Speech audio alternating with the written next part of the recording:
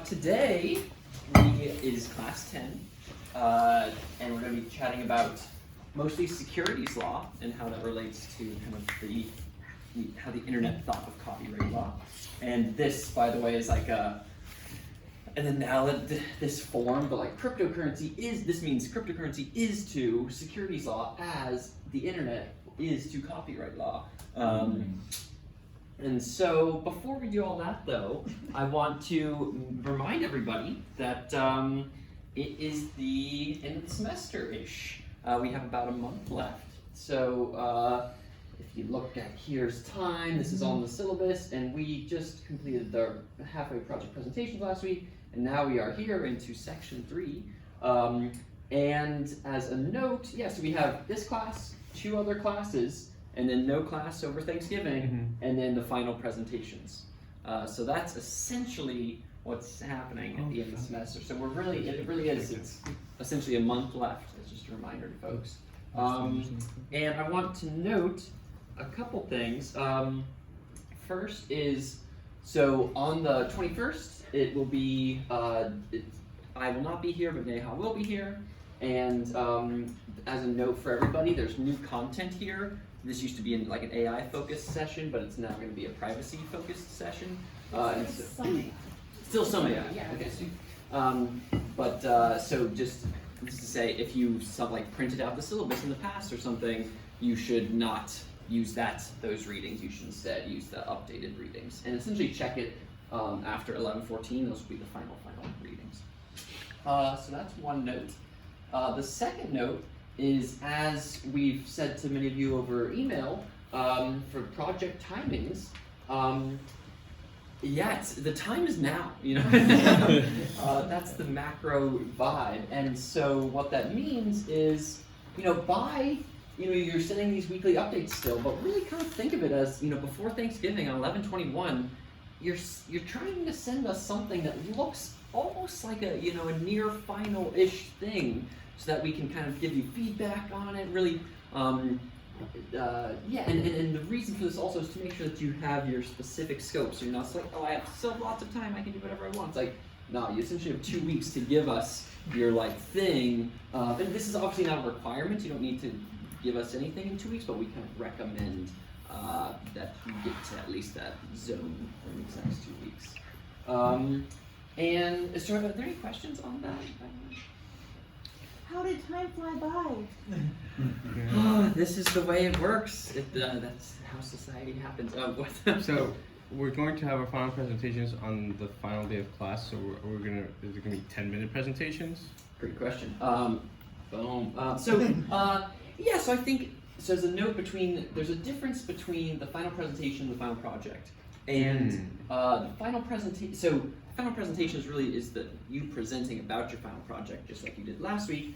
So the last day of classes will be people presenting, and it will be, we don't know the exact amount of time yet, because it'll kind of depend on which of the auditors actually want to present during that time and things, but it'll likely be a little bit longer than the 5 minutes that you had, but likely not.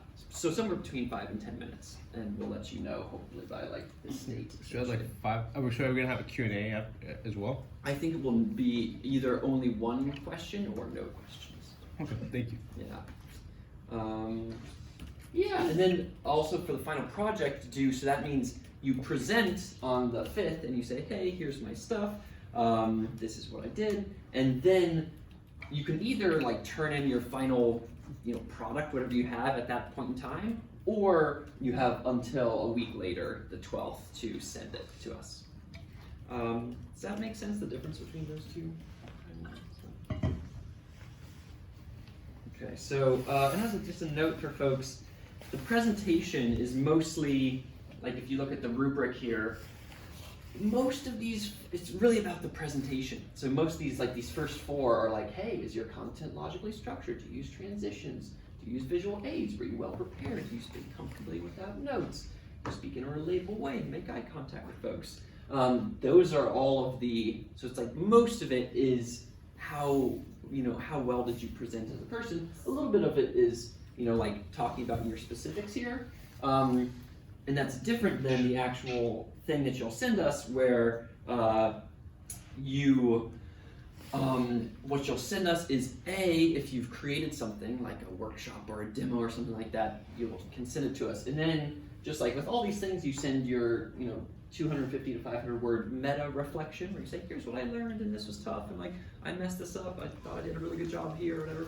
And then you also have your 1 to 4 page, 250 to 1,000 word document that gives an overview of your project and how to kind of it's kind of like a wrapper. Imagine it's like, here's, if you give us like the demo, you say, hey, here's how to think about it and blah blah blah. And so the rubric for this is much more about the actual thing. So it's, hey, do you have a detailed understanding of related work? Do you have a cohesive solution that shows attention to detail? Do you have an expert and clear understanding of your audience and the value produced for them? Have you received feedback with folks that you are trying to create this for? And then do you clearly detail some drawbacks or issues or challenges with future work? So So there's a project that we present on the 5th, and then the 12th is project plus meta reflection plus work document. Exactly. Yeah. That's the way to think about it. And this is all on the syllabus. Is it possible to double count in a way with the project and your write-up? Because at least in my specific case, it'd be kind of weird to do the project and a write-up because they're almost the same thing. Yeah, so when I think about your specifically, if I understand your question correctly, your project is your design is your project. It's like, hey, here's the formal specification in the white paper. Yeah. That is your thing. And then you should have this, hey, here's a little meta reflection, and then you should also have this like a little thing here, this like wrapper document that says, hey, here's here's the understanding of related work. So having this, I think, is still good. A little bit outside of that. So, does that make sense? Yeah. In the rubric, it says the final project and presentation is 30% of the percentage of the grade, or 30% of the total grade. Yeah. Is that like 50-50 presentation and project? Good question. I'll make sure to change that. I can change it right now. Is to clarify that yes, it is 15% and 15%. So if you look at up here is looking at final project and presentation. This 30% is 15% and 15%. 15% 15% final presentation, 15% final project. I think it says that down here. Yeah. So does that answer your question? Yeah, thank you. Any other questions on this? Okay, cool. So one other thing before we talk about our specifics for class today, I want us to do a little bit of a reflection on our last section.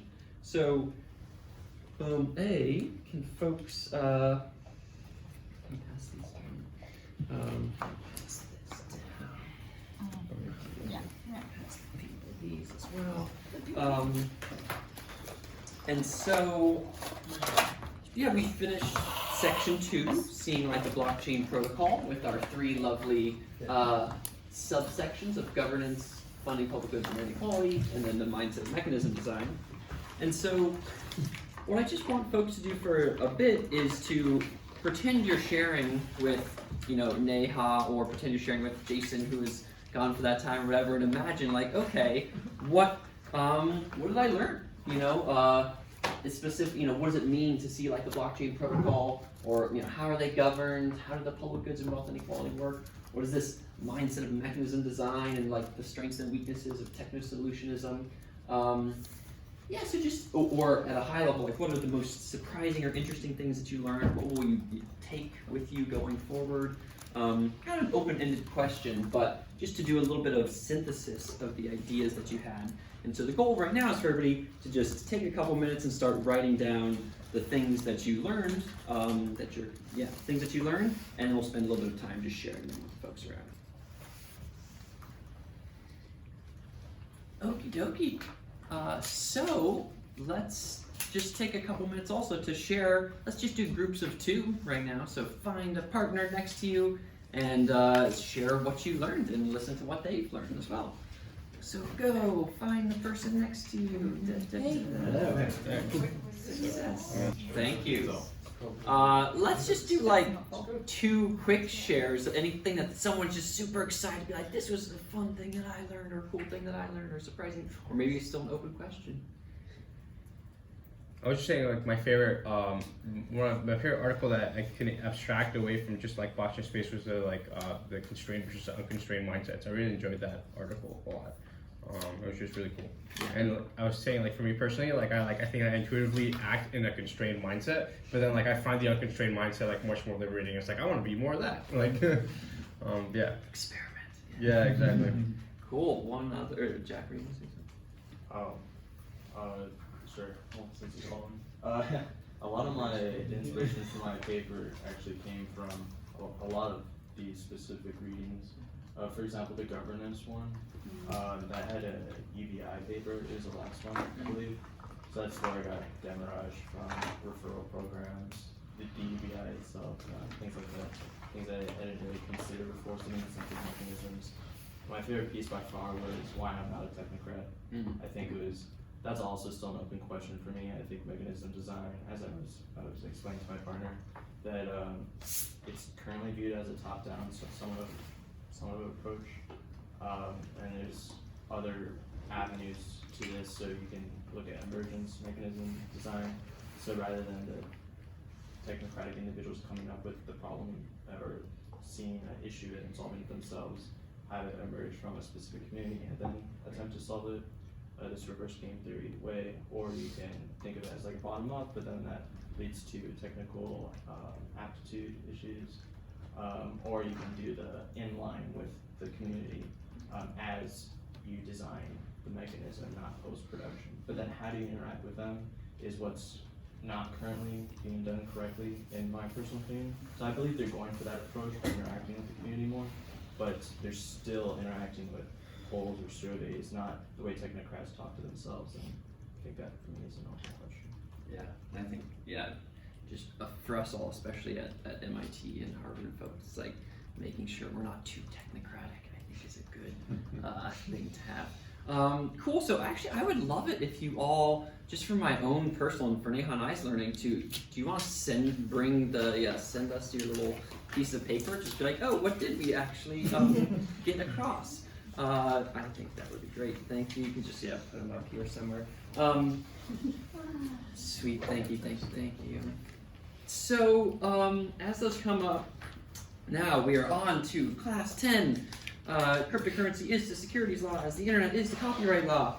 And we're probably gonna, I think we'll see if we have time for the fourth one, but we'll talk in class today about what this really means, why people say cryptocurrency is the securities law, the internet is the copyright law. We'll explore this Howie Test thing and how it's used to analyze securities. And then talk about number 3, which is what does it mean for a launch to be fair? And this is honestly one of the most perhaps ethical, most of you have just been looking at impacts and being like, oh god, that could be bad. But something like fair really starts to bring in more ethical notions.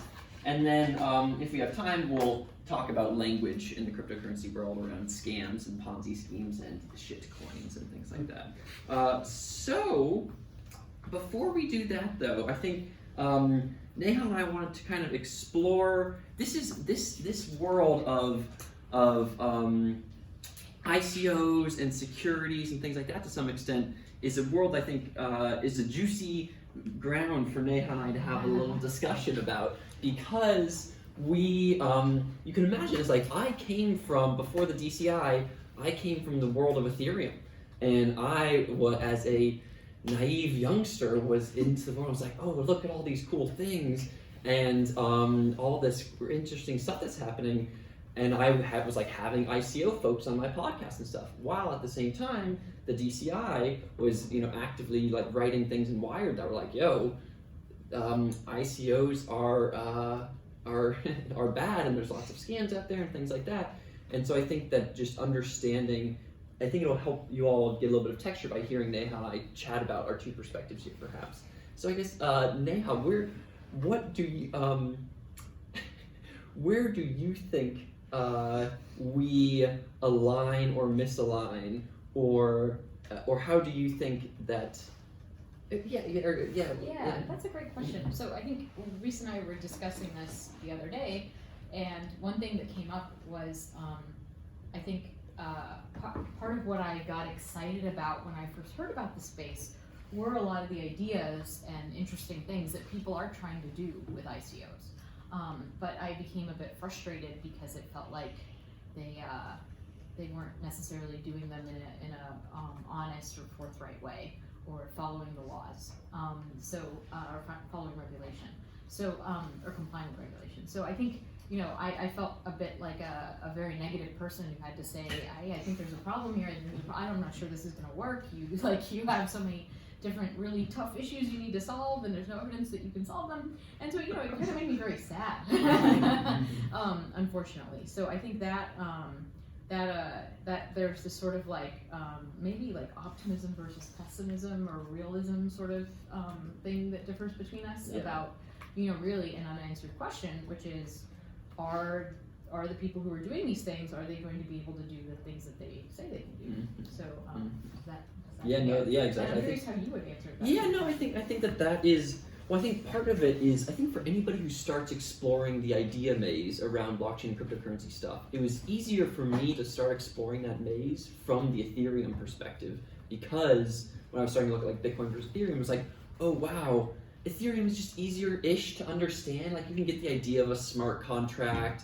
I think, you can get it at an abstract sense. Yeah. Oh, okay, I have this basic attention token, and instead of evil Facebook, it's instead you have this attention token that's being used to, and so it has this, and also I was able to, instead of being able to add to something like Bitcoin, I was able to just create a smart contract and create my own stuff very easily. And I do think over time you start to, so I think that there is that naivete and that optimism and that kind of unconstrained vision thing. Where you're ooh, this is going to be super exciting. And then I think over time, I definitely, I used to be almost all, part of this is just from a work perspective, but I've learned more about the Bitcoin world and how powerful the paranoia mindset really is. And so I think that's part of it, though, is when we first look at it, it was probably easier for you to understand from a distributed systems PhD perspective what was happening with something like Bitcoin. Right. Well, for me, it was just I only got the... Yeah, and I would push back a little on categorizing it as Ethereum versus Bitcoin. Mm-hmm. I think that that's a convenient categorization, but I don't think that's entirely true. I think that there are people, I just think it's not the right way to think about the division in viewpoints or opinions. I think the way that I would describe it is more conservatism versus aggressive execution and optimism. And certainly different coins fall on different sides of different people in the same community. I think there are people in the Ethereum community who are very conservative actually and are worried about user security and safety and would rather be cautious than forge on ahead with big changes. So I don't know that it's necessarily Bitcoin versus Ethereum. I just want to point that out. Totally, and as you said, it's conservatism versus let 1,000 flowers bloom, kind of, and that those roughly-ish map onto Bitcoin and Ethereum, but obviously neither of them is a monolith. So when you say, part of the things I think also is if we think about, I think an easy example here are some of these bigger ICOs that were coming out. Stuff like Tezos was $232 million, Filecoin was $250 million. Then there were other ones, these other ICOs, this was middle 2017, that were, they were selling out in 30 seconds, the basic attention token ICO, it sold out in 3 blocks, 3 Ethereum blocks. And so there were these, so I think that, when you think about whether people are doing things in an ethical way or in something with integrity, how do you think about that when folks are trying to do is it possible to do an ICO in a way that is honest and has integrity? Well, I think it depends on whether you think it's important to comply with U.S. financial regulation. So I think if you think that being ethical and honest means complying with U.S. financial regulation, then no, I don't think there is a way to do an ICO. Yeah. I don't think that there is a way to collect money before you have built something where people have the expectation that the price of this thing will go up because you're going to build it and you're going to make it worth something. So no. but that said, I think it opens the door to ask the question, do we need to change U.S. financial regulation? Is it still serving us in this context? I happen to think that in the ICO context, it's mostly fine. I haven't really seen anything that's made me question whether or not, it's important to fund, I don't think that, that's the part, not the part that I would change. I would change other parts of financial regulation which assume an intermediary in certain places who can track everything and record everything and filter everything, because I think the technology just shows that that's, that might not be the case. Yeah, so I think that, and that's just a note from, if you think from an ethical perspective, it's like ethics are removed from laws, and ethics eventually get codified into laws, but then there's a question of, there's this loop between the ethics and the laws. It's like, oh, should those things change? Well, maybe it's worth thinking about where those laws come from, right? They're, the financial industry, it's interesting, this class is about securities law compared to copyright law, right? But financial regulation is so much more onerous and intense than information regulation. We expect banks to know everyone who's transacting on their systems, to actively police all of those transactions and those deposits and that money, and to take a very sort of active role in preventing crime on their platforms. We do not expect such things from Facebook or Google or YouTube. In that world, it's a very responsive world, reactionary world, where if I find something, child porn, or in Germany, if I find something that's like pro-sympathetic to Nazis, I can inform them and they will take it down, but they are not under, they won't get fined for that. They won't be considered violating the law because they're considered these neutral platforms. And to be 100% clear, actually, I'm not 100% sure about that with all of those forms of things, but in general, I think this holds true, which is that financial institutions, money transmitters, etc., have to take a much more active role in making sure that crime or sort of bad things don't happen on their platform. And part of the reason for that is because there's a long sort of history of consumers being taken advantage of with financial scams. Money is a tricky thing, and it's amazing what types of things people can come up with to try to part someone with their money, right? And so I think when we talk about what these laws are trying to codify, one of them is consumer protection. We're trying to protect consumers, make sure that they have all the information that they need in order to make reasonable decisions about whether or not to invest in something.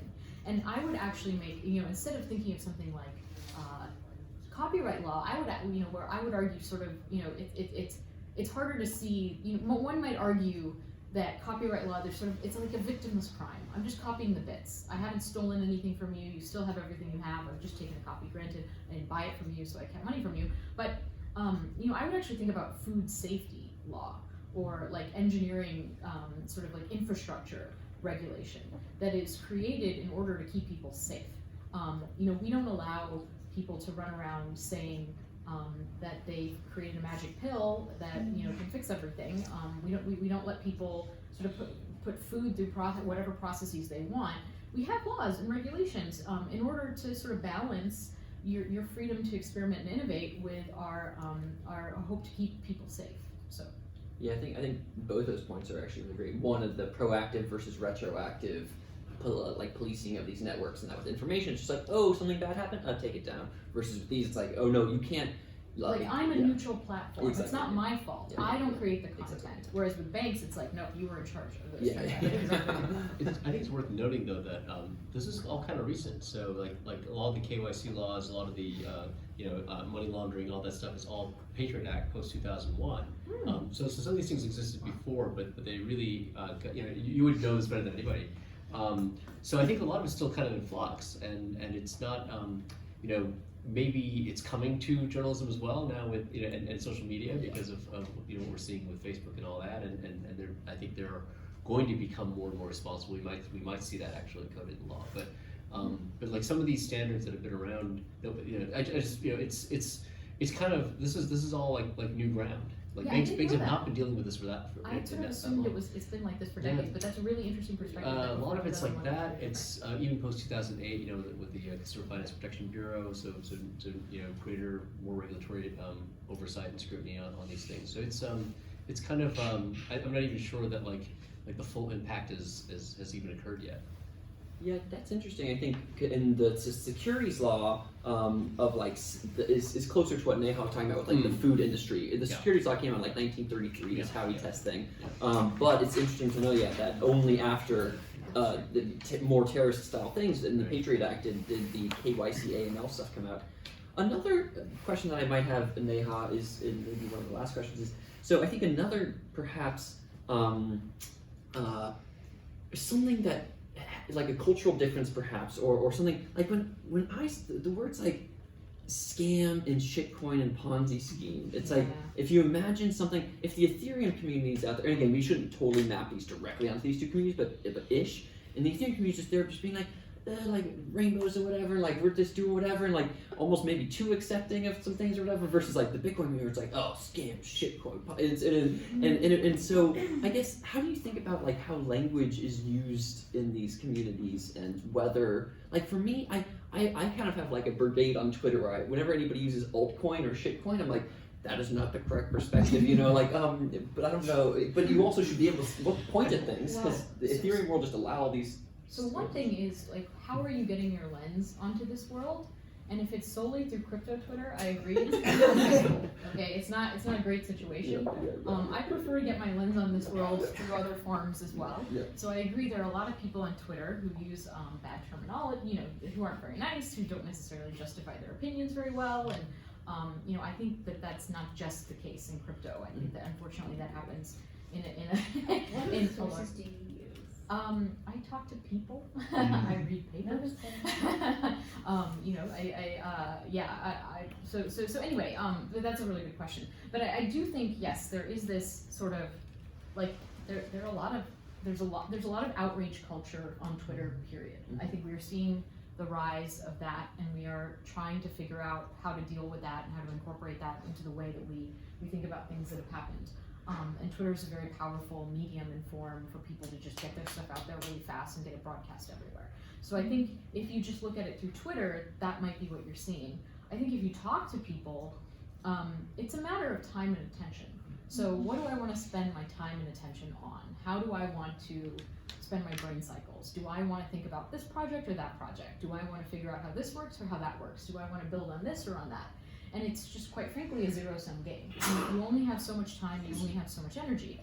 And I think that, some people prefer to spend their time and energy on things that are well-defined, where they understand how they work, they understand the design, there's working code, there's a running system, they exist. they don't depend on some unproven incentive design that doesn't, there's no way to, there's sort of like these like, is this falsifiable? Can I even figure out if your incentive design is going to work or not, right?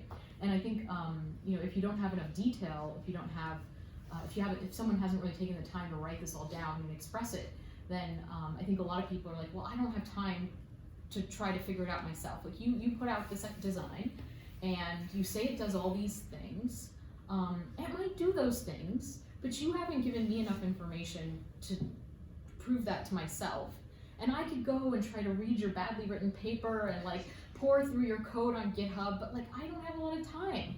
And so I'm gonna focus on the projects where I feel like there's better communication, there's better documentation, there's better understanding of the principles underneath them. At least that's how I approach things. Yeah, and I think that's it's just a difference between us. Just generally, it's like, for me, it's like an inch deep, mile wide kind of thing, where it's just like, I know a very little bit about a lot of things, but never a lot about a single thing. While Neha knows a lot about specific things. And I think that and I agree with your more general point here about just like how different people on the internet. For example, there have just been 3 recent tweets about blockchain ethics, and they were mean to us on Twitter. It was, oh, I'm gonna fight them, yeah. And so, no, I'm gonna be curious about their perspective. Yeah, so I think that there's obviously a balance between these 2 perspectives here. Does anybody else have any thoughts or questions in this general area of how Neha and I kind of think about these things? I was wondering if you could each, in your own words, describe what shitcoin means. You go first. Oh boy.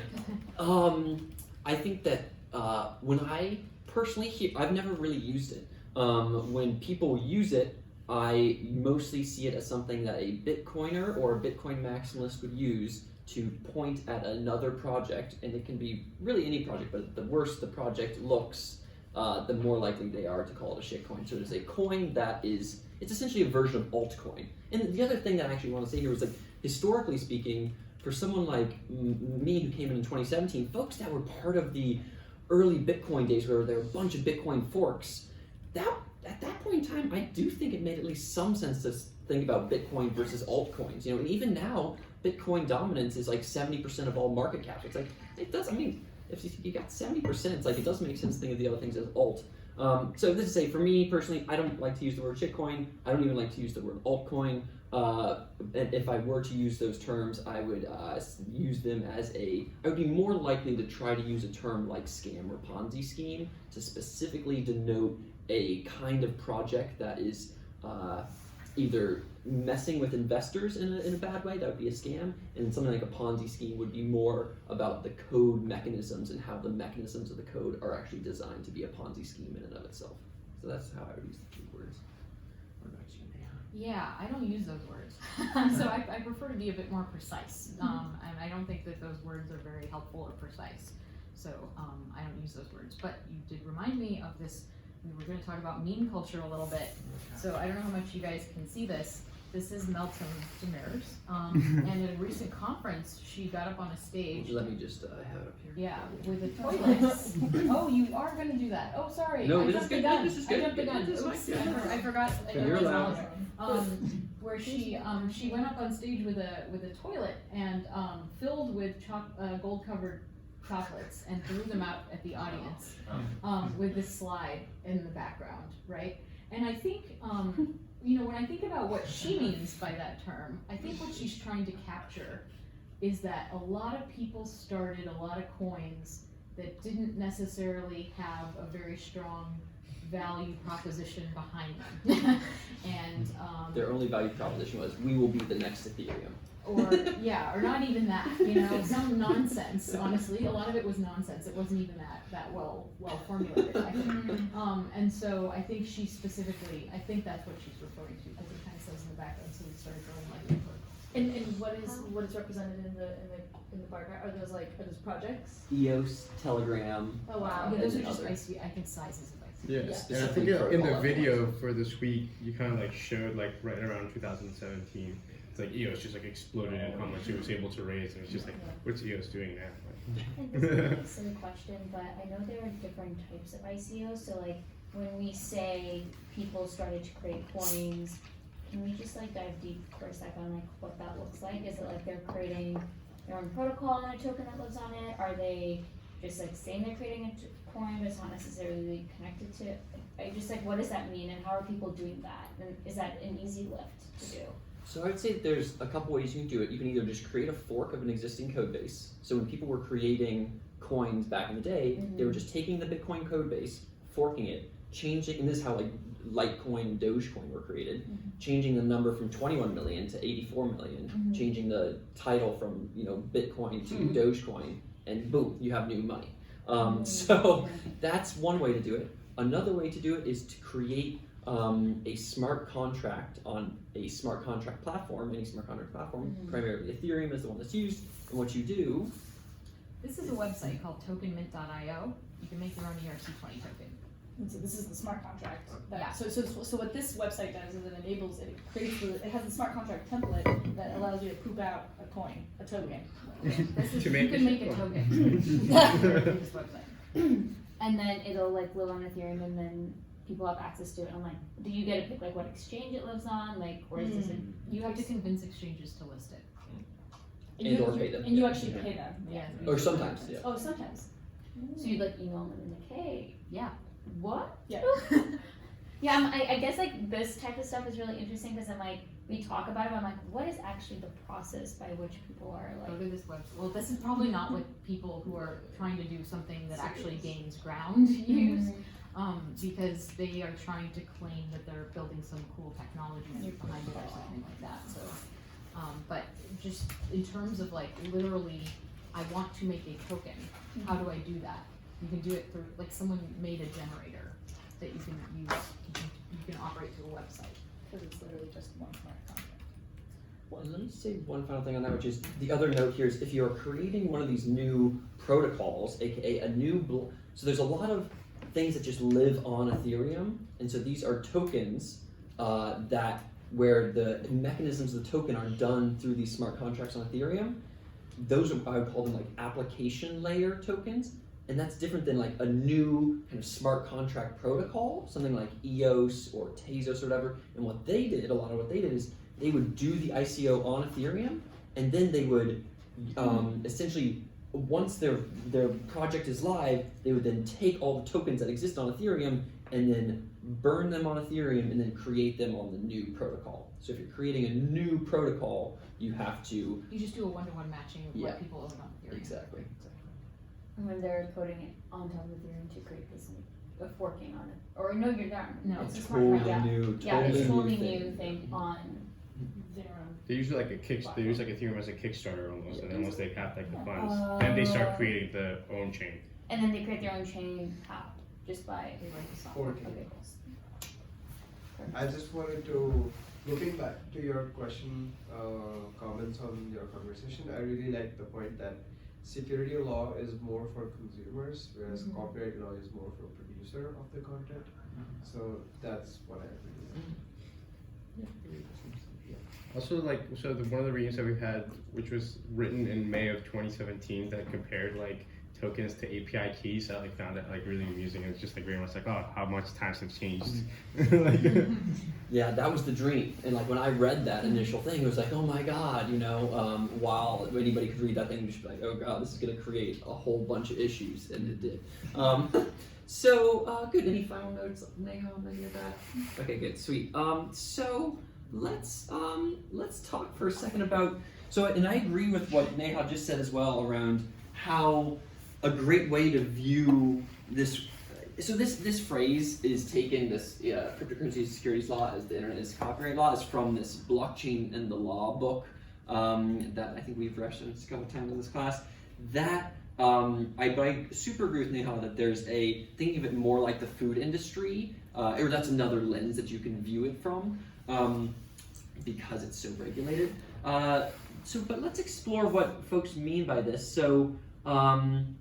What they mean is that, yeah, the internet had this permissionless, zero marginal cost distribution of information, and when you have that, that's very, very powerful. And what that means is that you can copy anything infinite times and send it anywhere in the world, and if you are the rights holder of that information, then you're going to be mad/angry.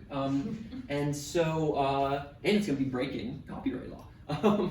And then similarly with cryptocurrency, now you have this permissionless, zero marginal cost distribution now, but of value. So you say, okay, I have this, I can just create these things on the internet, make them digitally scarce, and then send them anywhere in the world in this permissionless way, and that's going to create a whole bunch of issues around financial regulation, and especially within securities law, which is essentially investor protection. So that's what folks mean when they talk about this, is these new kind of permissionless protocols. And I guess I want to do a quick quiz for the class for a second. Where do you think talking about investor protection kind of stuff, where does it fit in this? Where would you put it in these three? Investor protection. Investor protection, securities law.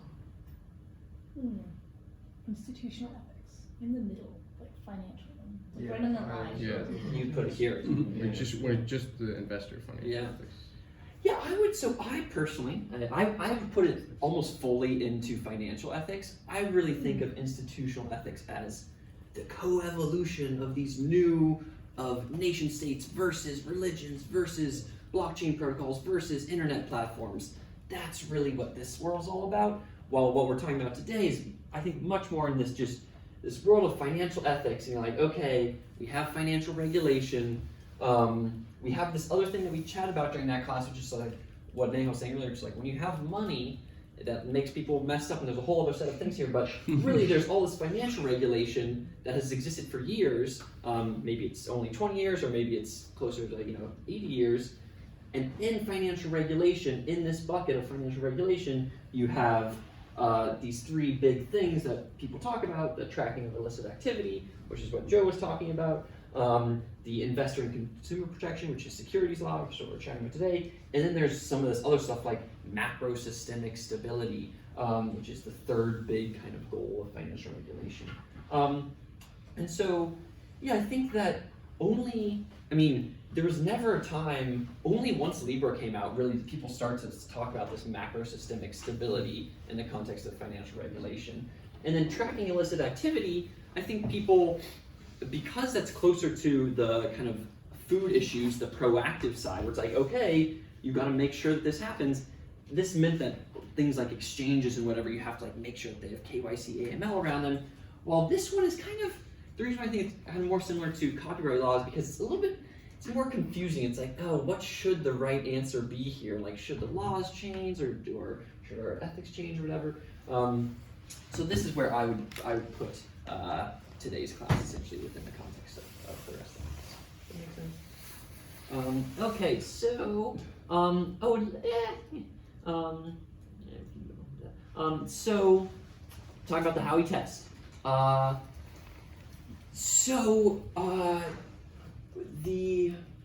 note here is that when we're going to talk about securities and securities law. So actually, something I was curious about is what other sort of financial regulation exists, and also there are different categories of things that have parts of the Howie Test, but not all of these to qualify them as a security. What sort of consumer protection regulation falls in all of those categories? Given these cryptocurrencies seem like they will fall in multiple of these categories depending on what they are and how they're used. If I understand your question correctly, are you saying what kinds of investor protections exist for non-securities, for something like a commodity? Yes. Is that your question? Yeah. So I believe, and I don't know, Neha, do you know anything? So if I understand correctly, and I learned this just recently, that something like commodities have almost no investor or consumer protection. There's a lot. I think there's. That was I don't know. And my high level answer is I don't know, but I remember hearing that somewhere. Do you know what the answer to this? Commodity exchanges are certainly regulated, and commodity derivatives are very heavily regulated. So yeah, there are other financial instruments besides securities which have their own sets of financial regulation, and maybe the two bankers folks in your have something to share about that. Or we should have Gary come and guest lecture in this one. Well, his class is at the same time, but we are happy to have that discussion later. Yeah. So unknown. The camera was on. Yeah, exactly. Yeah, so can't really answer your question, sorry, but they exist in a big way in these other ways. But especially for consumers, it really is focused on for consumers is where securities law really comes in. I can outline the commodities, the main things. So the main thing, it came historically out of the corn business in the Middle East, and Chicago is the place. The main thing is you have different categories of the commodities, like qualities of corn, and how you keep those the rules for putting them into particular buckets is very hard, very securely regulated. And then the other thing, the key thing, is cornering the market, because people began to buy futures of a particular quality of grain, and then they would hang on to them, and then other people would have to buy, just before the deadline, they would have to buy these products from the people. It's basically screwing up the market by taking advantage of the system with futures contracts. And that then became heavily regulated. So in commodities, those two things are the main regulations. Daniel, did you have one more? All right, cool. So what we're going to chat about today is mostly for securities and the Howie Test. The Howie Test is, if we think to our nice little four dots Lessig thing, we're talking about policy mostly here with securities law. We're going to talk a little bit about culture, which Neha and I pretty much already chatted about, but most of it is in this policy realm. So as in one of the readings, this was what the Howie Test is. So this was a test that was created in 1933, and it determines what is an investment contract and what essentially is a security. And so you have to have these four big points here of you give somebody money, there's an investment of money into this common enterprise, into this other thing that exists, and you think you're going to get money back, and not from your own work, but rather from the work of those people, from the efforts of the third party. So think of it as like you give somebody money and you're like hoping to get money back because they promised you that they're going to make money or whatever. That's essentially what the Howie Test is. It has these four parts, and in that article, in the readings, you can imagine taking away different parts of this, and then different kinds of non-security things exist. So for example, if you don't have the investment of money, then that's like a gift. Like if you give somebody something, then that doesn't really count as a security. And this gets complicated in the cryptocurrency world with airdrops, where you just sprinkle money onto a bunch of addresses, or with something like forks, where you just like create new money. Those are mostly issues right now for taxes and less for security stuff. Cross out 1 and 2 though, because you have expectation of profit. Yeah, I could agree with that, though some kinds of gifts, like you can imagine me being like, hey, I'm going to give you this gift, which is an airdrop, and this gift I'm going to give you is going to make a ton of money for you. And that would not count as a security because it's like you didn't. The SEC has actually said that airdrops are not a way to get around the Howie Test. There's been not with anything definitive, but certainly but maybe you've caught up on this. I think that was in one of the articles too that we had to read, which just kind of said that because it's an airdrop does not mean it's not a security. Exactly. There's both. It's just because it's not an airdrop doesn't mean it's not a security, but as Neha was saying, it's also these words this stuff is all being determined right now, and so different kind of languages. I thought the distinction there was some suggestion that even if you did an airdrop, you could still be getting something of value. The receiver could still be contributing something of value, like your reputation or your endorsement or something like that. That was kind of how I interpreted it. But it wasn't exact. It wasn't very precise. And it wasn't like written in stone. They're just kind of like what you were saying. They're just kind of laying a foundation of like where things might be landing in the future. Yeah, exactly. I just want to put one final note on that. Neha's right, like it wasn't definitive. What they actually said though, like verbatim, was that there was a lack of monetary consideration. So even if there is that, doesn't mean it doesn't fulfill the investment scope. So it's murky, quote unquote. And this was, by the way, this was in the Coin Center article that you're referencing right now, where, and I think in general it's directionally, so the first level mindset is it's directionally correct to say like, oh, if there's no investment of money, then it's probably not a security. You can think of airdrops and forks like that. And however, you can imagine a situation where that monetary consideration is a piece where even though it's an airdrop, I airdropped it onto people who are going to give me reputation in return, and that would be closer to an investment. Okay, so in any case, there's that. There's the expectation of profits piece is one where it's like if you take that away, then you might just have something like a product. So in the cryptocurrency world, the example of this are things like these new kind of commodities like ETH gas, where you say like, oh, if you imagine something like this ETH gas or something else where you buy it, you're not really expecting it to be profitable. You're buying it so that you can use it as a product. That's kind of the argument for if you take away this this second piece here. The argument if you take away the third piece of this common enterprise is collectibles more generally, and so this is something, the example in this article is something like a CryptoKitty or trading cards or whatever, where you say, hey, I'm not putting the investment into this common enterprise, but rather I'm buying, if I buy like a trading card, that doesn't count as an investment in this common enterprise, it's just a collectible. So that's what happens if you take away that one. And then if you take away this fourth one, from the efforts of a promoter or third party, and this gets into the corn stuff where you say, okay, we are allowed to, people in general are allowed to buy corn if they think the price of corn is going to go up or down or whatever, but it's not like the price of corn goes up or down because of the corn foundation, or it's like it goes up because it's just like it's sufficiently decentralized essentially, such that the thing kind of becomes a commodity. So those are the, if you chop off those four things, that's how to kind of like break the Howie test. And over time, they've tried to understand like what, as these tokens are being issued, people are wondering, are they securities? Generally, it looks a lot like a security, and in general, like most of the folks say things like, I've never seen an ICO that wasn't a security. But there was this thing that folks kind of loosely call the Hinman Test. It's not as explicit as the Howie Test. And the idea behind this is around what they call like immutability of sufficient decentralization. And so this Hinman Test was, if you think about these four buckets here, and you think about stuff like ICOs, it's pretty obvious that like you're putting money into something, and that thing is like some kind of common pool. But then the question is like, did you really expect to get profits from it?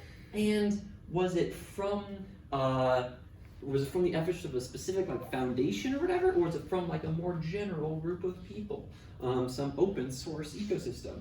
And so that's what they mean by sufficient decentralization here. So this was in June 2018. William Hinman, who's not the head of the SEC, but is like a director in some piece of it, he said, hey, over time, there may be other sufficiently decentralized networks and systems where regulating the tokens or coins that function on them as securities may not be required. So the idea here is like, oh, if you have enough decentralization, you can kind of break, especially this fourth piece where it's like, it's not really done by an individual human, but rather done by the network. And in his claim here, this is when he was like, hey, based off my understanding of the present state of Ether, the Ethereum network and its decentralized structure, current offers and the sales of Ether are not securities transactions. And so this was just this thing, this kind of put out this test of like, oh, okay, maybe it is the case that a network can go from, and they didn't claim this here, but when Ethereum did its ICO in 2014, it very clearly a security at that time. But then it's like, oh, maybe over time these things can be mutable.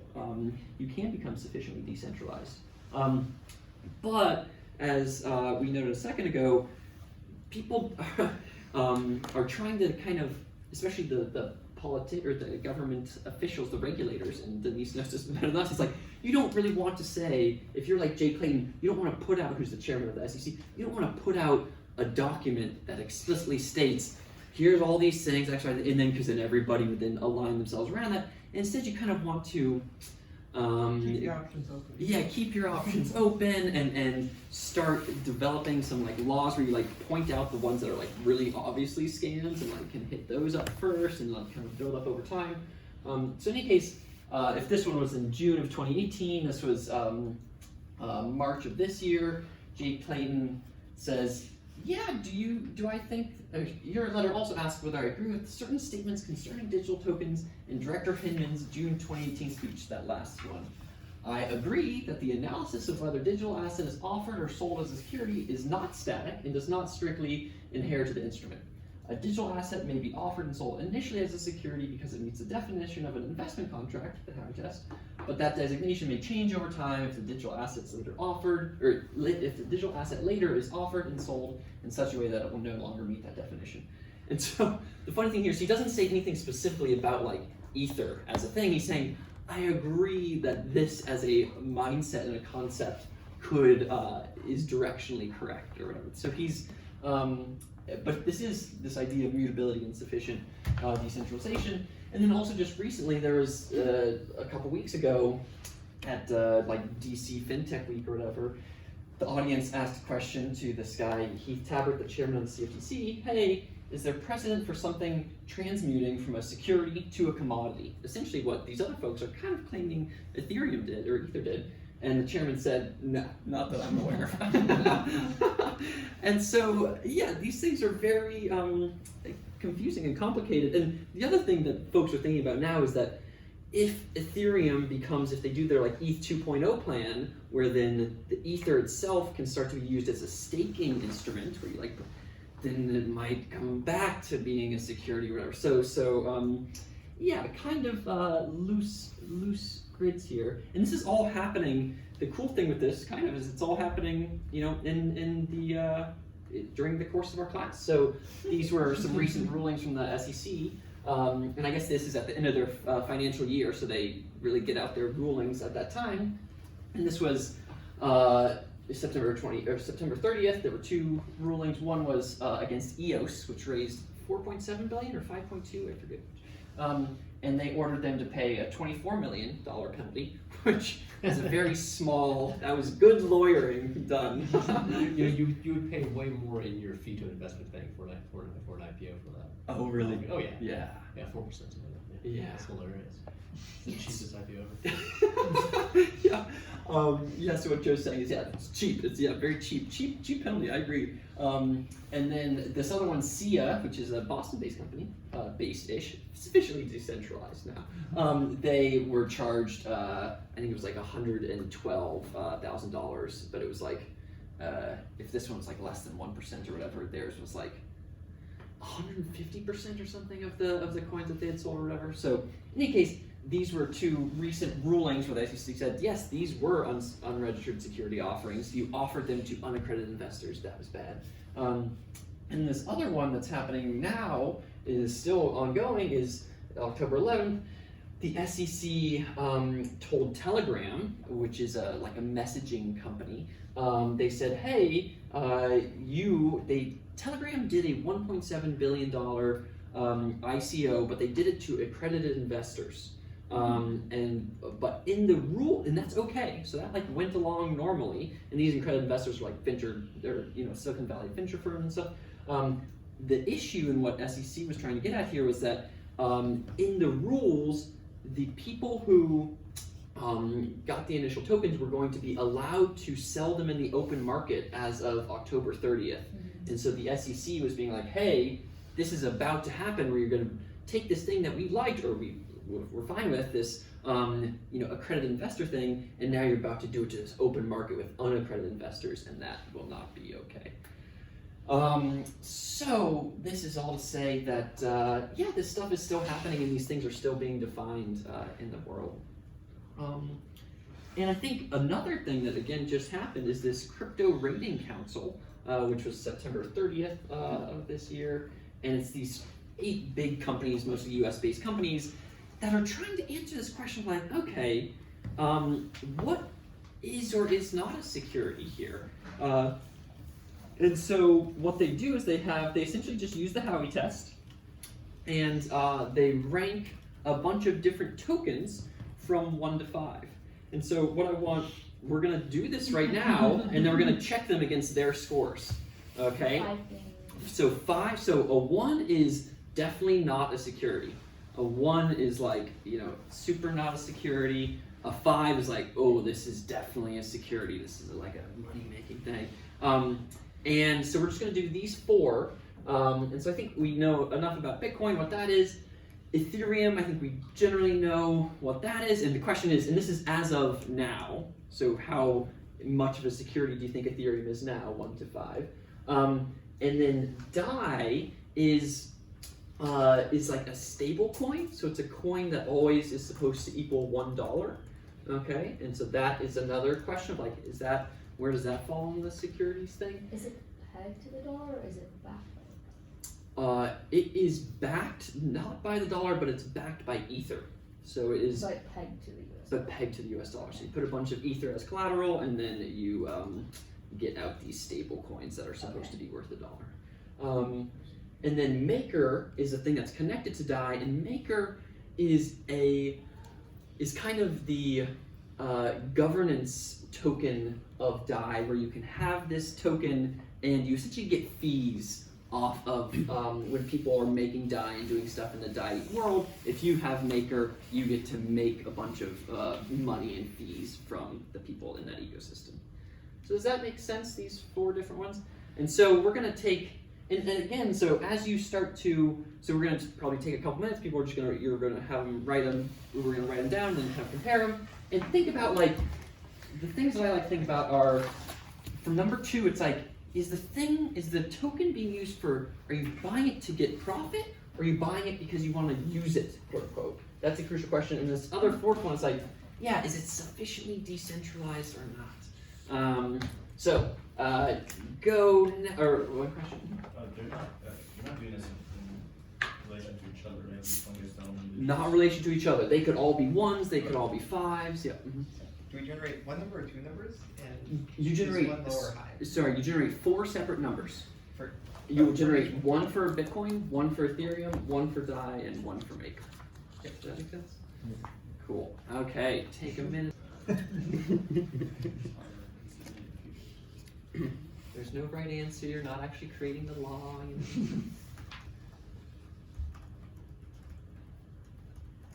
Okay, and now chat about them with like your partner or 1 or 2 people around you and say what scores you gave and why you gave them. Yep, so with the people around you. Okay, so I wrote. Who ranked this? Who are we comparing? We're comparing it to the these people. So this is not like the SEC doesn't create rankings like this. This is a group. This is what people call a SRO, a self-regulating organization, where they're trying to be like, hey, let's like be better at this and like understand what's a security or not. I'm looking at the numbers that everybody wrote, and it looks like for Bitcoin, there's every number 1 through 5. For the next one, for Ethereum, there's every number 1 through 4.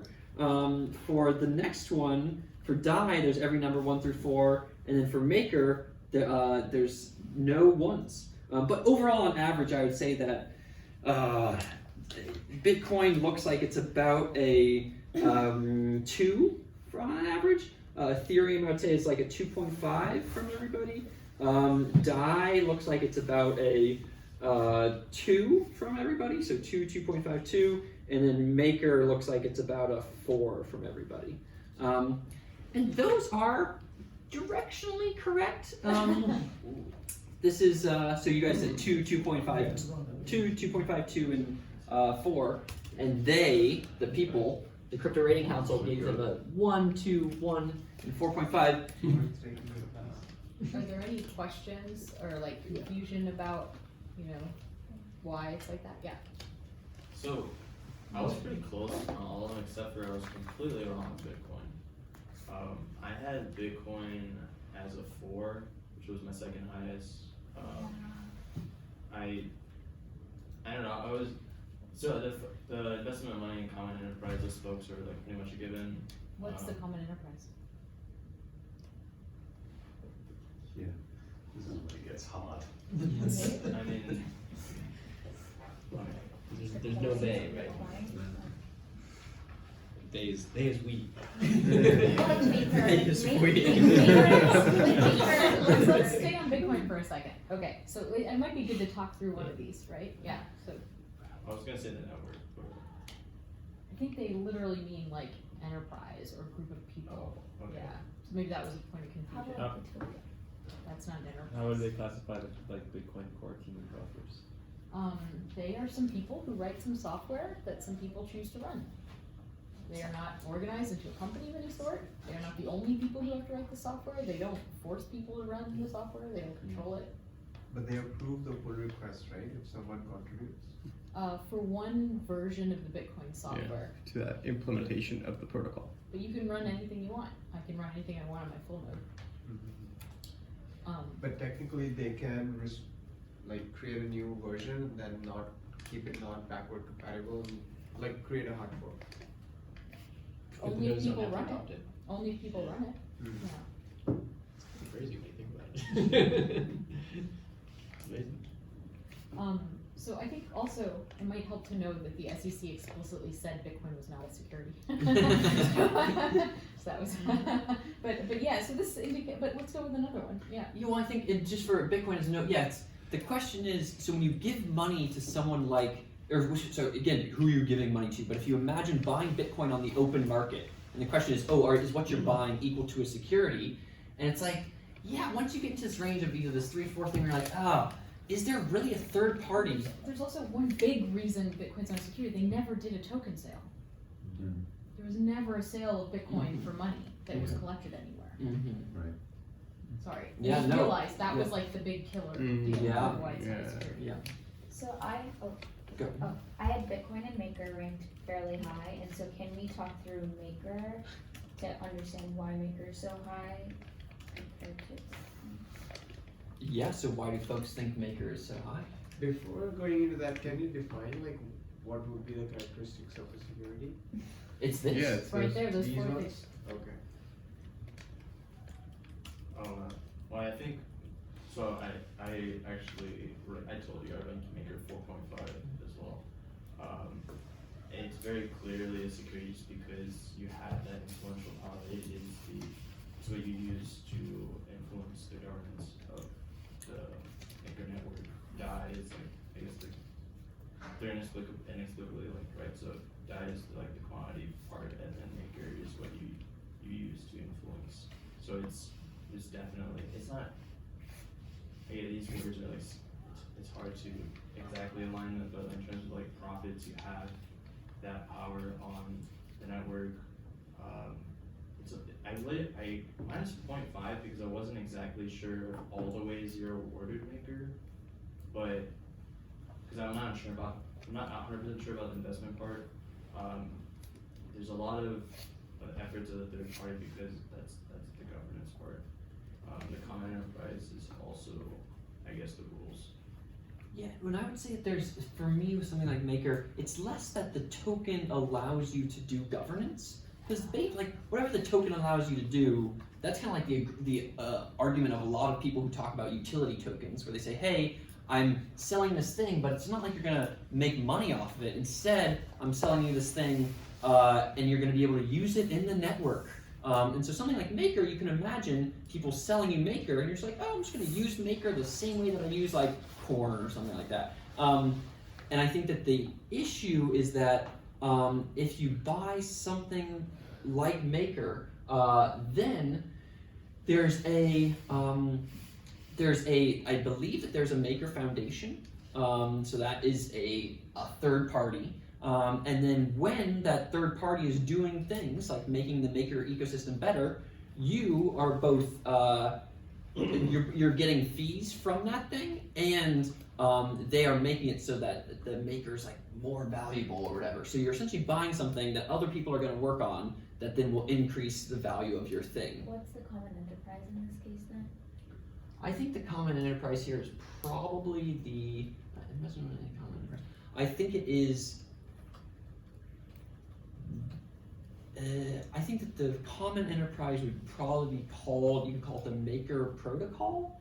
But then Or you wouldn't it could be call the Bitcoin protocol? Yeah, this gets back to the sufficiently. Well, part of this gets back to the sufficiently decentralized piece of like how decent. Like I do believe that there's a Maker Foundation versus there is no Bitcoin Foundation. Mm-hmm. And that you can see that with something like Ethereum as well, where it's like, oh, there is an Ethereum Foundation, so that makes it a little bit more centralized. And that is, and so yeah, so the common enterprise is. Does that answer your question? No, because I guess I'm asking like, okay, so what's the common enterprise for Maker if Bitcoin doesn't have a common enterprise? What Right. I'm hearing is that the common enterprise is their protocol, which is less decentralized than Bitcoin, Yeah. so that's the difference. Yeah, but like Direction. but like you said, the protocol is like dictated by it top down, right? It's not like just like a. Okay. And so, okay. So, So is the reason that Ethereum is exactly that there's an Ethereum Foundation, or why is Ethereum Yeah. different than They did a Bitcoin? sale. They sold Yeah. tokens for money. Though I agree with you, Neha, though I think that there's the weird thing, and this gets back to this mutability piece, where the claim by some of these folks is that this is an analysis of what the thing is today. And does the thing look like a security today? That's a good point. And I think that some of what a security looks like today is connected, like, yo, you were just selling this thing essentially as a security a couple years ago, so like pretty sure it's still security now. And and whether things can mutate, transmute is up for debate. Different people think different things. But I think whether or not a sale happened is a crucial piece of this.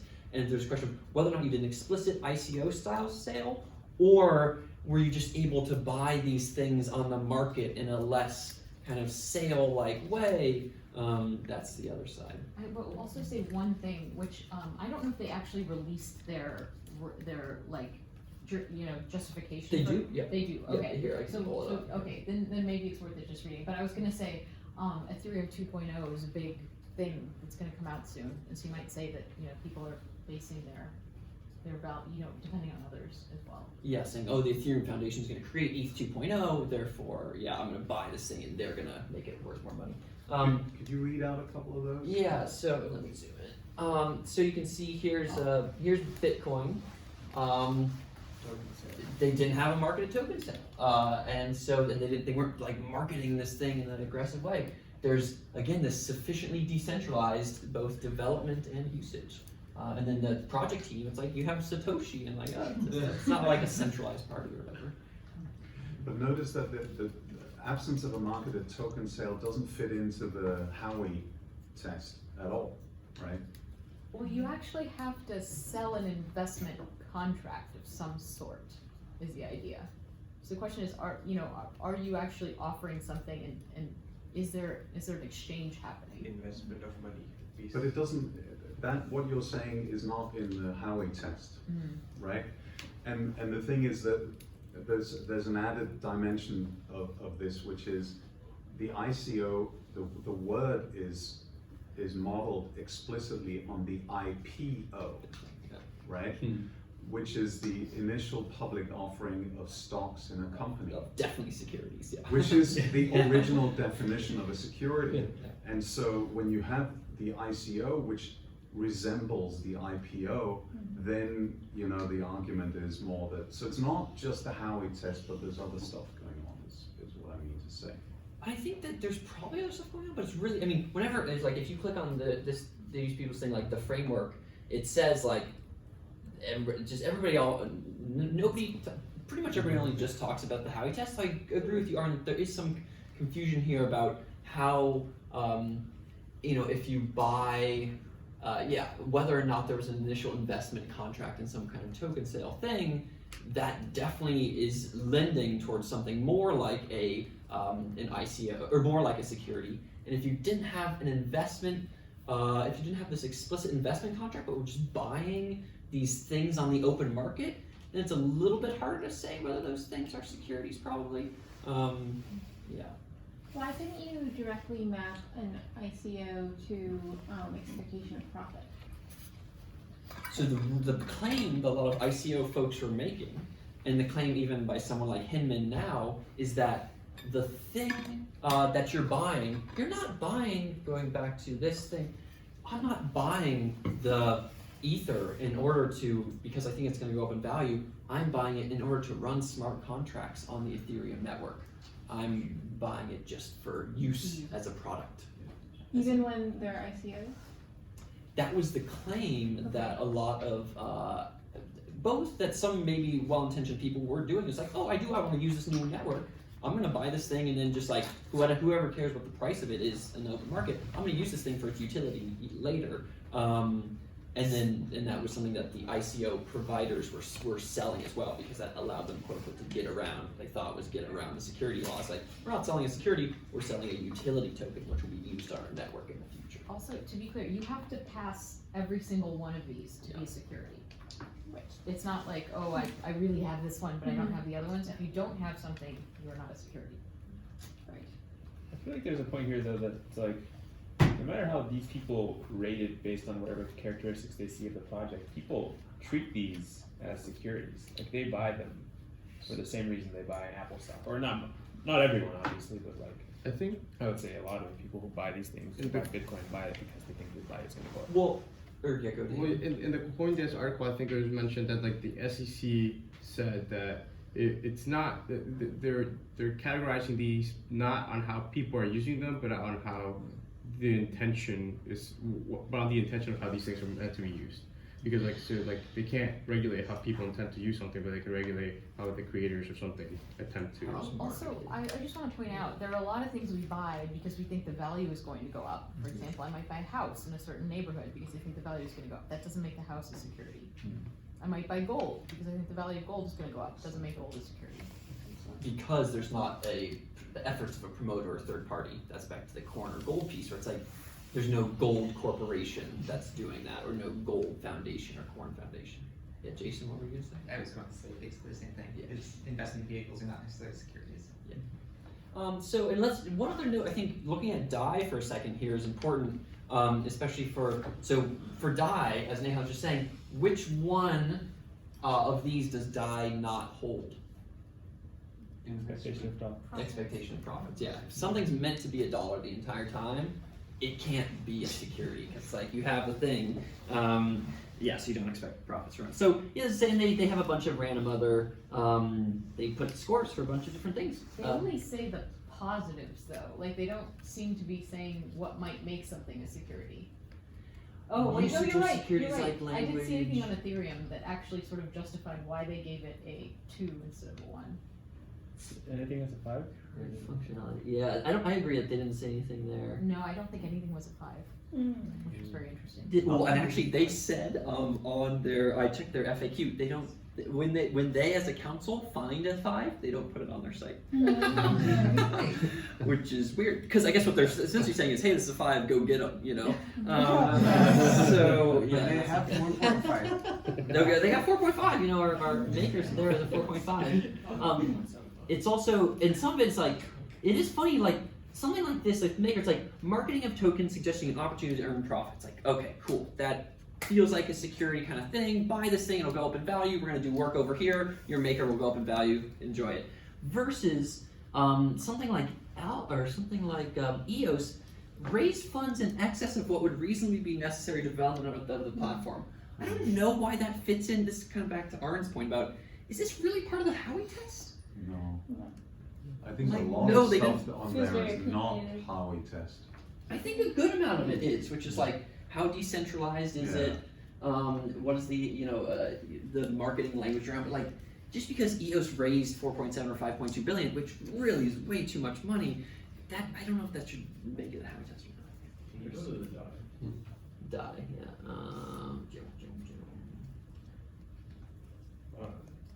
Do you mind moving a little? Oh, sorry. So I just want to compare it to Ethereum.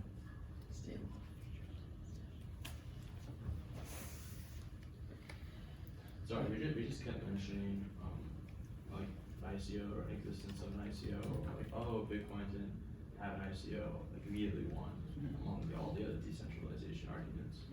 DAI was also labeled a 1, which I was a little surprised by. I feel like I wouldn't say it's as much as Ethereum, but I thought like maybe a 1.5 because they had an ICO, and Ethereum. I was just gonna say, it's only because DAI doesn't have an expectation of profits. Because DAI is the stable coin, if I go and I buy a DAI, it's worth $1. In 2 seconds it's gonna be worth $1. In 10 years it's gonna be worth $1, and so therefore it cannot be a security. Also, this whole like 1 to 5 thing, I think, is extraordinarily misleading. There is no notion of kind of a little bit of security. Yeah.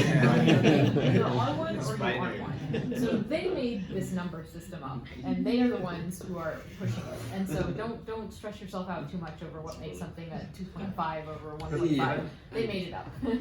But I mean, I think it's wonderfully revealing of the nonsense of our current legislation to deal with this stuff, right? That's what they're doing with the 1 to 5. They're really highlighting the fact that we cannot keep using the old categories. We need new legislation, basically, right?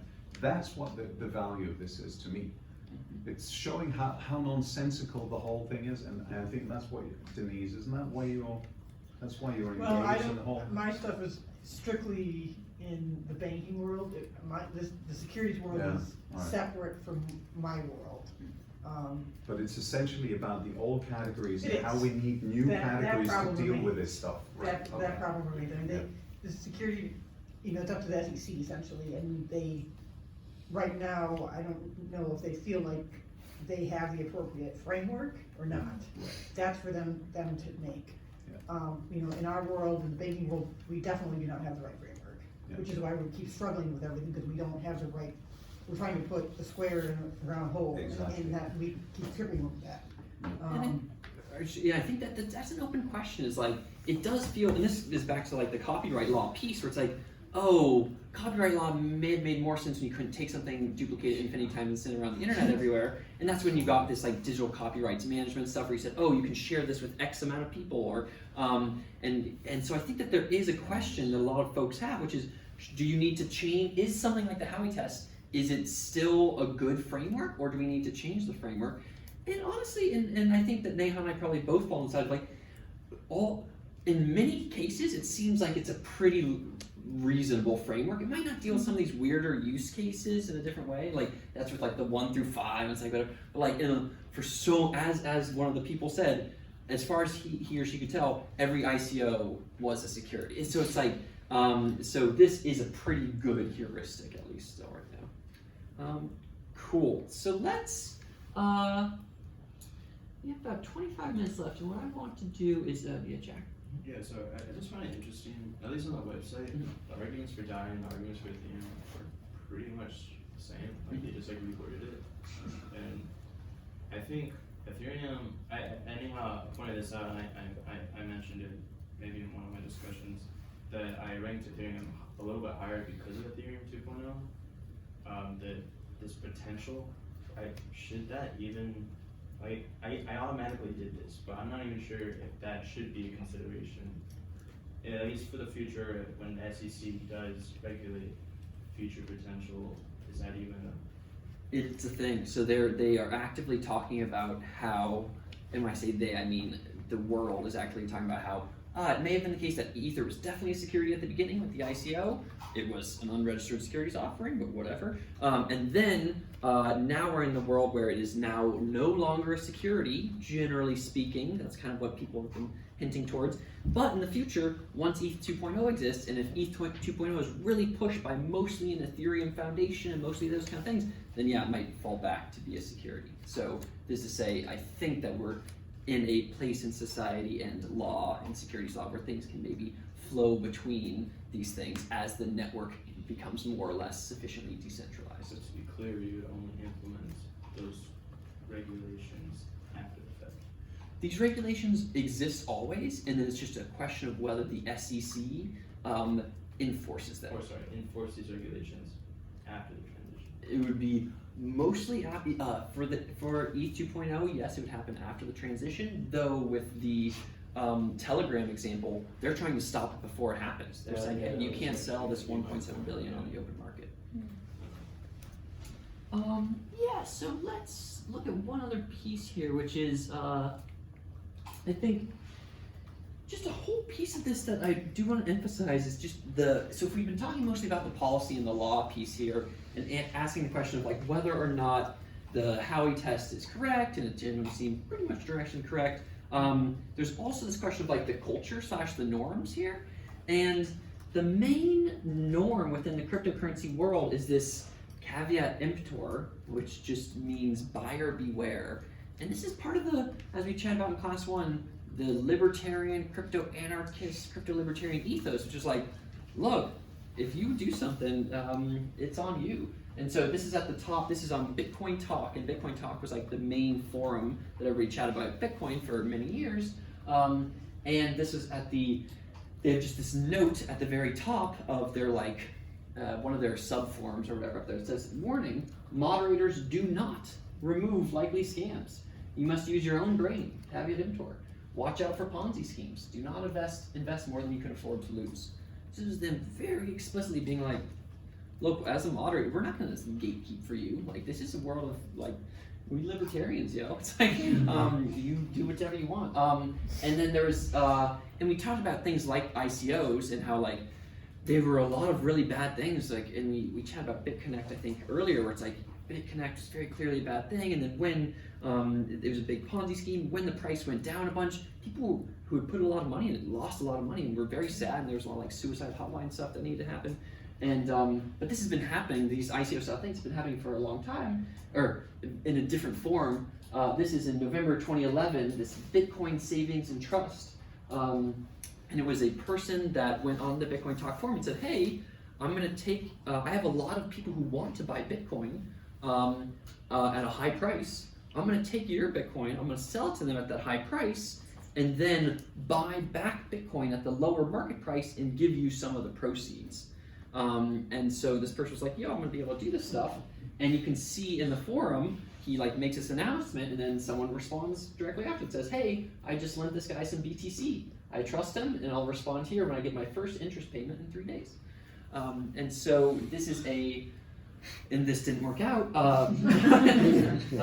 These people, this person, his name was like Pirate something, Pirate 40 or something, he took in 500,000 to 650,000 BTC, collected, I believe himself, 150,000, which was only 800,000 bucks at the time, but it's like $1.4 billion now. And yeah, it was a Ponzi scheme where he was taking in money and then using that Bitcoin initially to, as he got the initial investment, when those initial people, when they wanted the money back, after the 30 days, he would pay them based off of new investors coming in. So it's just like needing more and more and more new investors to pay off the old investors, and eventually it collapses. And this person went to jail for 18 months. 18. Yeah, I don't think that he was allowed to keep his Bitcoin. I don't really know what happened. I think he was required to pay a fine and stuff too. But this is just a sign of like, yeah, in this ecosystem, there's what the laws say, which are very helpful, and there's the norms, especially the norms in, especially norms around making sure that you, that you check yourself before you wreck yourself, and with something like, this is very similar to this idea of like, not your keys, not your coins. Or if you have your coins in Mt. Gox or in some kind of big exchange, and then that exchange decides to like take all of your coins and go away, that's kind of on you, And so that idea is crucial within the cryptocurrency world. So, yeah, are there any questions or comments on either the law, the Howie Test and how it's changing over time, or this norm of caveat emptor?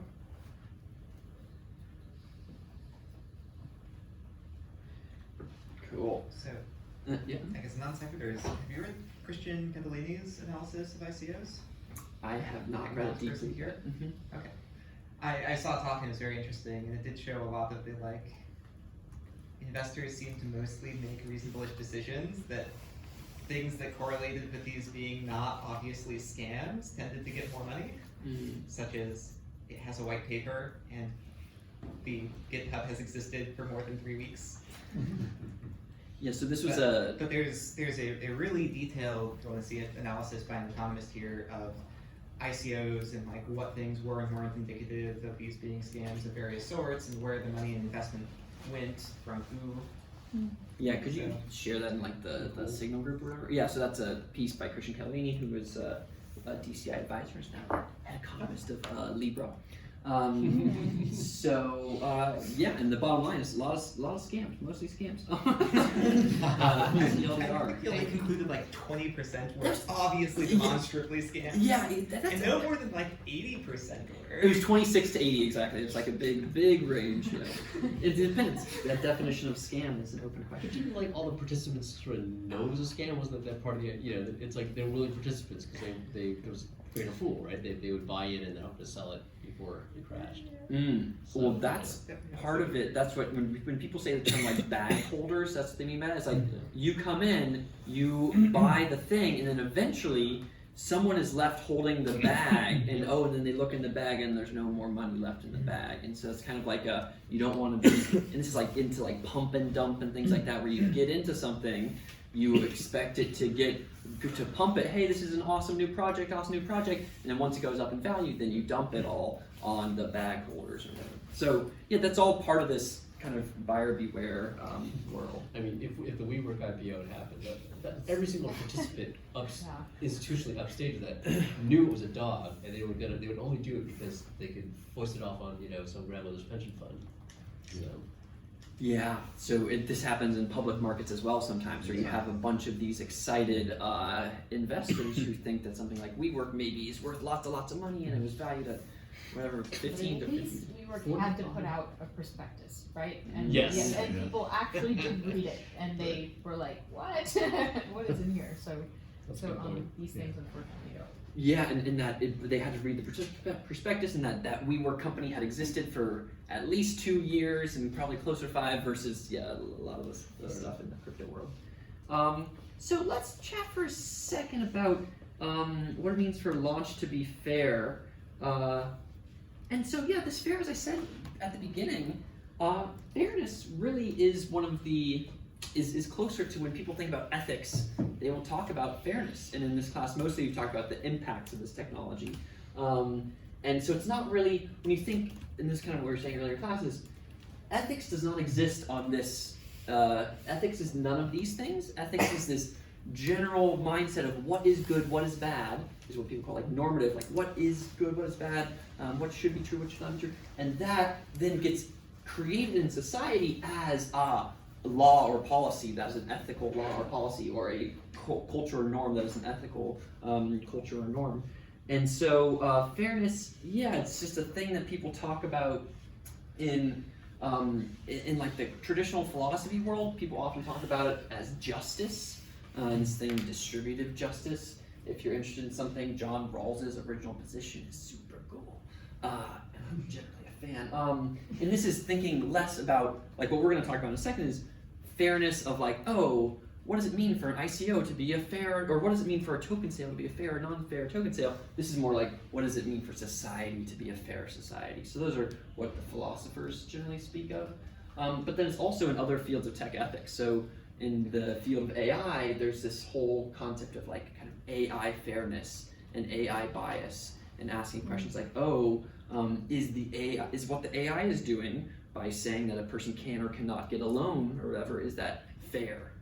And so these questions are coming up in other fields outside of cryptocurrency, but in cryptocurrency it's all about money. And so, I think that this is, this desire from folks of like fairness and investor protection. There's kind of a tension there where you have these things, these what people call accredited investor laws, and that is a law that says, hey, if you have enough money, then you are counted as a sophisticated investor, and therefore you can invest in things. And so that kind of, and you can tell, it's kind of like, it's like, that's not right. Kind of where it's like, maybe, what if I'm like an upstart young person and I am smart and like very sophisticated, but I just don't have that much money. It's like, maybe I should be an accredited investor or something. So that's kind of like the underlying like desire of some of these things. I guess just a quiz for folks. Does anybody know how much money you need to make per year to be an accredited investor? 200,000. Yeah. And the second one's $1 million. Nice work, everybody. Wow. Everybody knows the accredited investor numbers. Because I was trying to look at Grayscale and I was like, I'm way out of that band. Can I do this? No. So to be an accredited investor, you need to make $200,000 a year or to have $1 million. And so that, by the way, is when you think about securities, being able to, when people sell their securities, the issue with all these things is selling to non-accredited investors, where you're just selling to the general public is not okay, but if you sell to people who can prove these things, then you can sell whatever the hell you want to them, essentially, because they are sophisticated.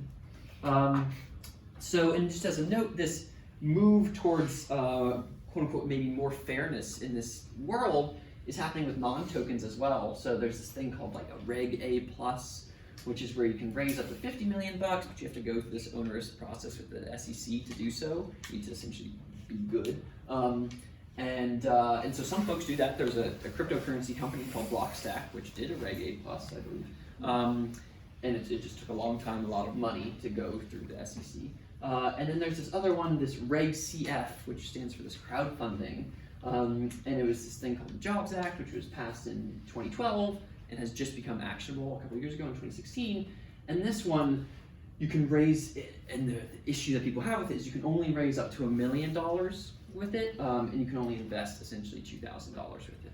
And so so people are moving this way of saying, hey, maybe these accredited investor laws, maybe making people have $1 million or make $200,000 a year is not the correct thing. Let's try experimenting with some other forms here. But there's still, you can imagine, trying to do this thing, and it's just like us.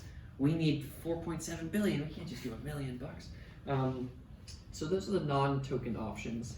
And then when you get into the token world, there are a lot of things that got people thinking about what it means for a launch to be fair.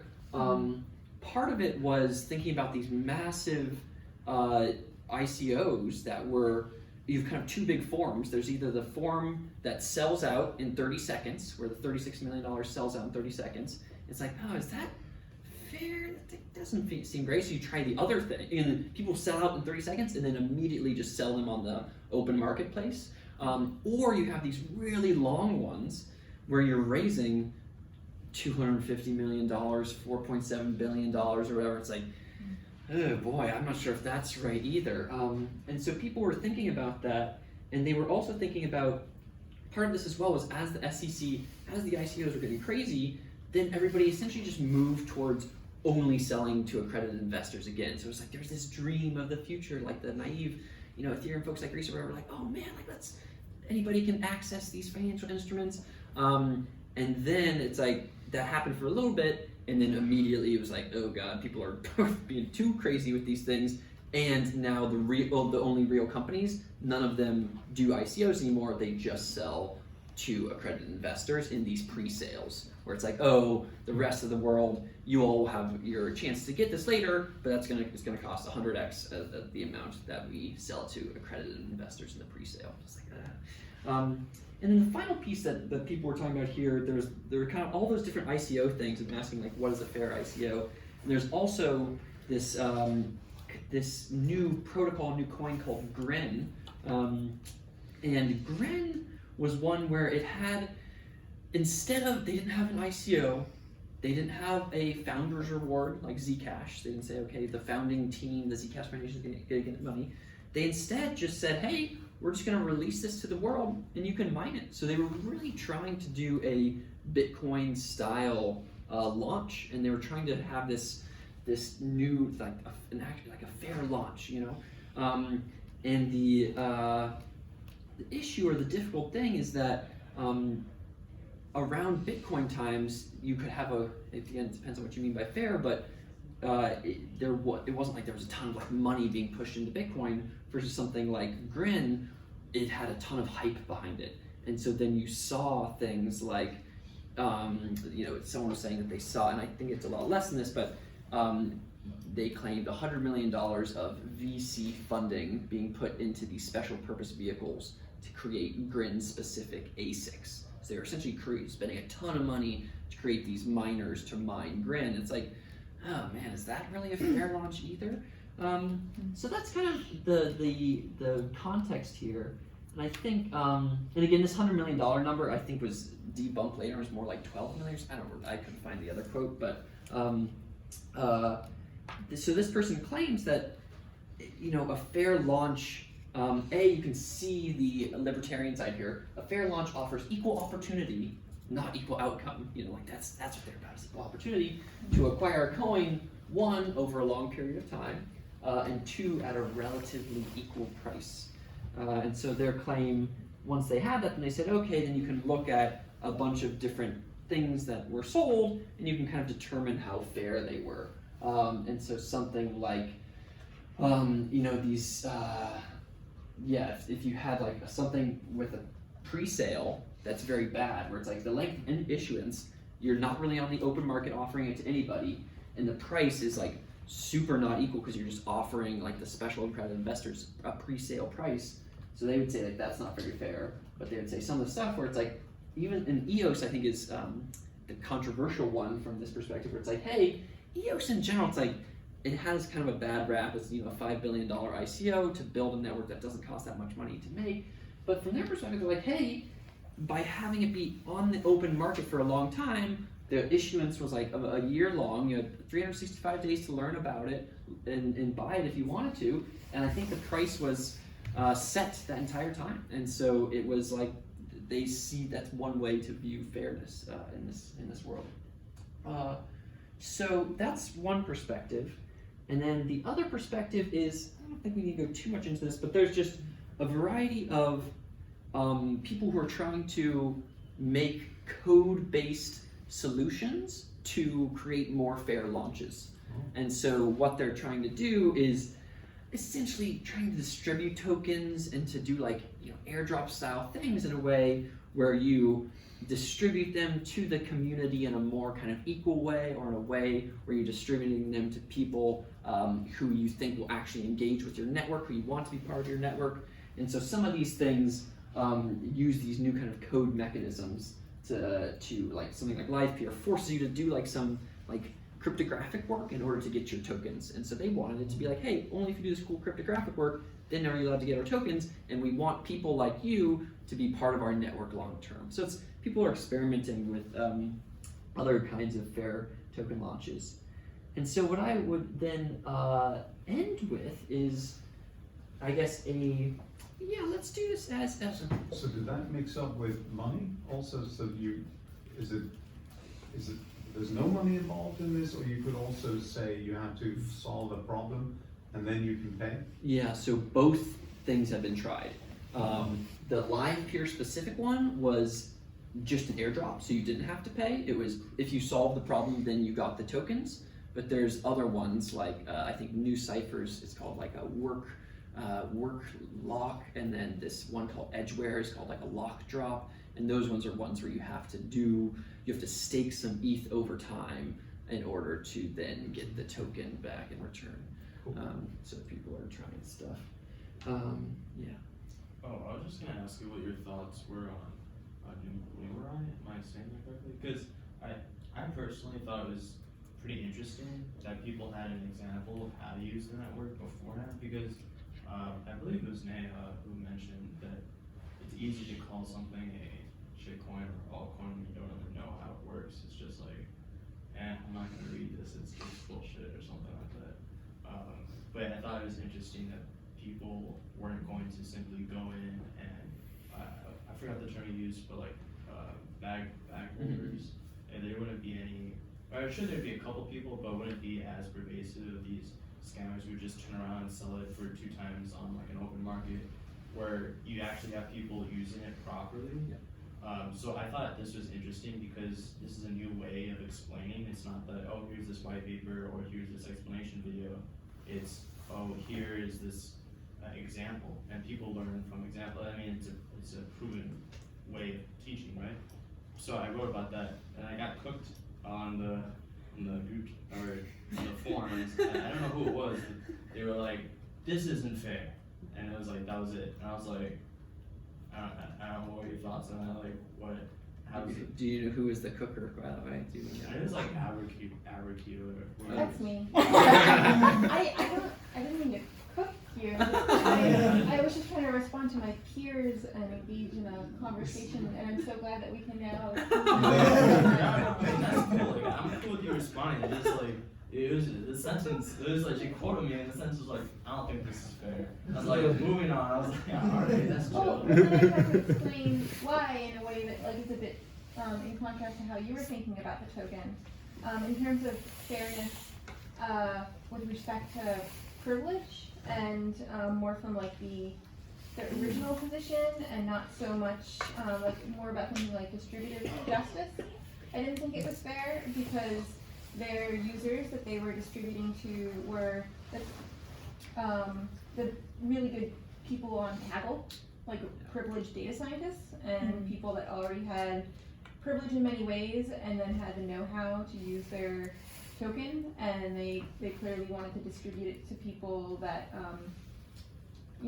had some clout on this system that's already a system for people of privilege. And so that's why I had a different understanding of fair than you. So I get your stance on privilege, like data scientists obviously have privilege in that respect, but wasn't Numerai specifically designed for, like, not just, like, wasn't its usage for data scientists? Yes. So, I think, there's a slight caveat Yeah, here. this is a good point, Like, but it would have been different if the use wasn't for data scientists and then they distributed it to data scientists because they have the know-how. Like the system itself was specifically to be used by data scientists. that's true. But I think that they could have figured out a way to distribute on Kaggle in a way that didn't just go to what they were considering, that are capital users.